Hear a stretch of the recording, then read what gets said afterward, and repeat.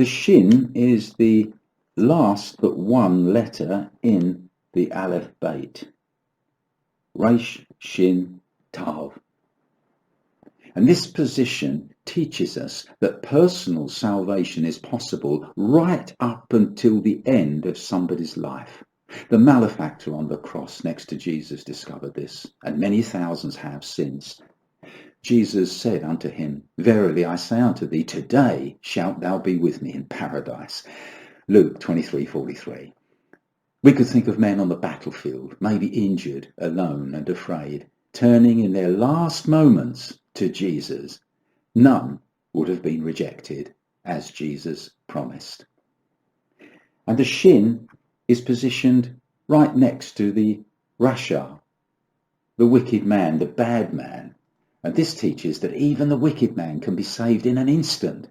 For no sin is unforgivable, no sinner unsavable. Nobody is beyond hope. Salvation is much closer than we think. It can be today. It can be this moment. For he saith, I have heard thee in a time accepted, and in the day of salvation have I succoured thee. Behold, now is the accepted time. Now is the day of salvation. 2 Corinthians chapter 6, verse 2. We saw in a previous video that grace is present in the letter. The 3 vavs and the 4 yuds, you remember, added up to 58, which was the gematria value of the word chain, which is grace. The first mention of grace in the Bible is with reference to Noah, who found grace, or chain, in the eyes of the Lord.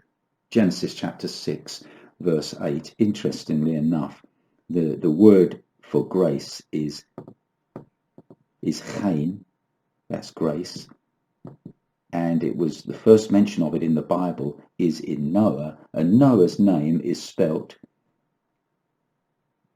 Noach, which is these 2 letters just rearranged. That looks different because that's the final nun, but these are the same letters, and that says Noah. So Noah's name means grace, and that's where we first hear of grace in the Bible. But Paul said, behold the kindness and severity of God, Romans 11:22. The warning of judgment to come is also present. If it isn't to be grace, then it has to be judgment. So the Shin stands as an invitation and a warning before we enter the final gateway, the letter Tav, which leads to the ultimate truth. Now the proximity of the Resh to the Shin serves as a warning to Christians also. The Resh is outwardly close to the Shin, but inwardly it represents badness, as you remember. If our association with Jesus amounts to a mere familiarity with church matters, with Christians, even spiritual truths, and a great knowledge maybe of the Bible, but there's no living relationship with Jesus, the living Word, then we're in danger. Even the expert knowledge of a doctor of theology is totally, hopelessly inadequate to save if it remains in the head, mere theory. Jesus' advice to the very learned Nicodemus was that he must be born again. There must be a miracle of new creation in his heart. Head knowledge was insufficient. Jesus was talking about entering a different realm where spiritual truths come alive. Similarly, with the unlearned people, we're told that there were many that thronged about Jesus, and relatively few who pressed through to touch him and be healed or saved, or to become disciples. Their sights were simply not high enough. They could have had so much more. Maybe that's all of us to one degree or another. We read of the holy people of the past and marvel at their lives, their closeness to Jesus, their insights, their astounding acts of selflessness. But theirs was the normal Christian life. We sometimes say that that person over there is on fire for the Lord. And this is particularly relevant when we're considering the Shin, because it too is a flame of fire. It's life, it's change, it's ever moving. The essence of fire is movement.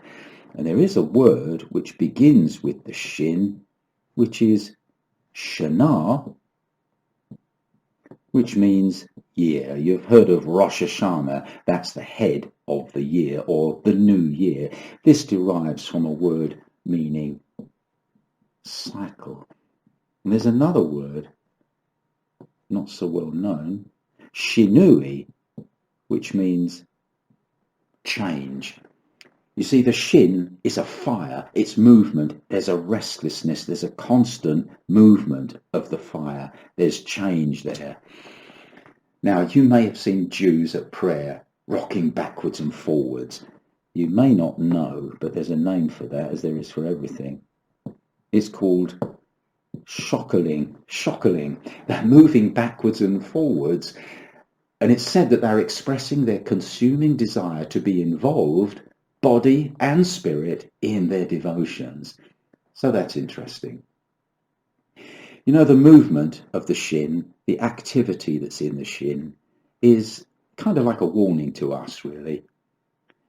Mere association with God and with Jesus, or with church matters or other Christians, must not be confused with saving, joyful, life-absorbing, moving and changing fellowship with him. When I say changing, a growing fellowship, a developing fellowship, a maturing fellowship with Jesus, because the Shin is a fire and the Holy Spirit within our hearts is also a fire.